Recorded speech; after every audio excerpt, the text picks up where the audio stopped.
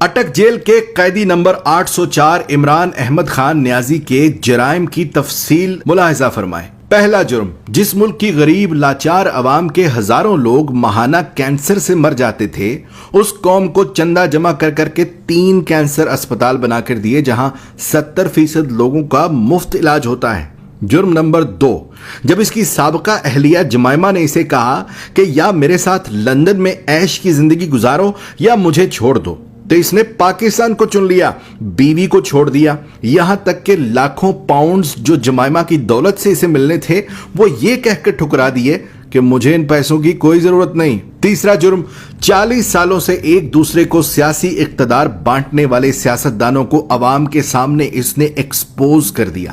بچے کو سمجھ آ گئی کہ یہ لوگ عوام کو بے وقوف بنا کر باریاں لیتے رہے اور ملک کو تباہ و برباد کر دیا، اور جب اسے بار بار کہا گیا کہ تم بھی آؤ اسی نظام کا حصہ بن جاؤ، آؤ تیسری باری لیتے رہو، تو اس نے کھل کر انکار کر دیا کہ اس ملک و قوم کو لوٹنے والوں کے ساتھ اتحاد نہیں کروں گا۔ چوتھا جرم، اس نے اپنے اقتدار کے دوران مسلم دنیا کو اکٹھا کرنے کی جسارت کی، حرمت رسول صلی اللہ علیہ وآلہ وسلم کا مقدمہ عالمی برادری کے سامنے رکھ دیا اور دنیا کو مجبور کر دیا کہ وہ ہمارے نبی پاک صلی اللہ علیہ وآلہ وسلم کی شان میں گستاخی کرنے والوں کو پاگل قرار دیں، اور اس کی تو قرارداد بھی پاس کروا لی۔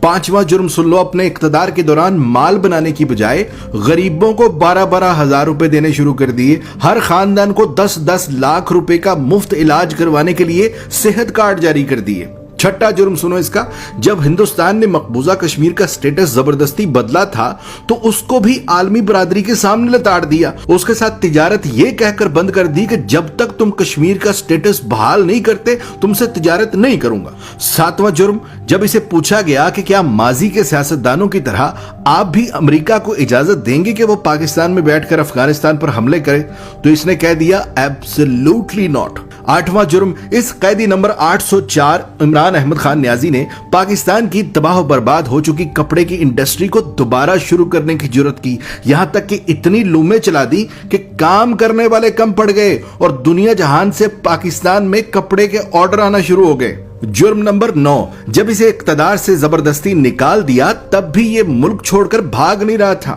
حالانکہ بار بار کہا گیا کہ چلے جاؤ یہاں سے ورنہ انجام برا ہوگا، مگر اس نے کہا کہ کوئی اپنا گھر بھی چھوڑ کر کہیں جاتا ہے اور پاکستان کو ہی اپنا جینا مرنا سمجھ لیا۔ 10واں جرم، جب اسے کہا گیا کہ باقی سیاستدانوں کی طرح تم بھی مغرب کو زمینی خدا مان لو، جان چھڑا لو اور ان کے آگے سر جھکا لو، تو اس نے نہ صرف خود انکار کر دیا بلکہ اپنی قوم کو بھی یہی سکھانے لگا کہ جھکنا صرف رب کے آگے ہے، کسی انسان کے آگے نہیں جھکنا۔ جرم نمبر 11، جہاں نئے سینما گھروں کی ضرورت تھی وہاں اس نے رحمت للعالمین اکیڈمی بنا دی، جہاں اسکولوں میں ڈانس ٹیچر، میوزک ٹیچر بھرتی کرنے تھے وہاں اس نے اسکولوں میں یکساں نصاب اور قرآن و حدیث کی کتابیں لازمی قرار دے دی۔ 12واں جرم سنو، اس نے غریب اور امیر کے لیے ایک جیسا انصاف مانگنا شروع کر دیا، کہنے لگا غریب کا بھی اتنا ہی حق ہے جتنا امیر کا ہے۔ جرم نمبر 13، PIA کا جو امریکہ میں روز ویلٹ ہوٹل ہم نے اب گروی رکھا ہے، یہ اسے 2 سال پہلے آزاد کروا کے قومی اثاثوں میں شمار کر رہا تھا۔ 14واں جرم سنو،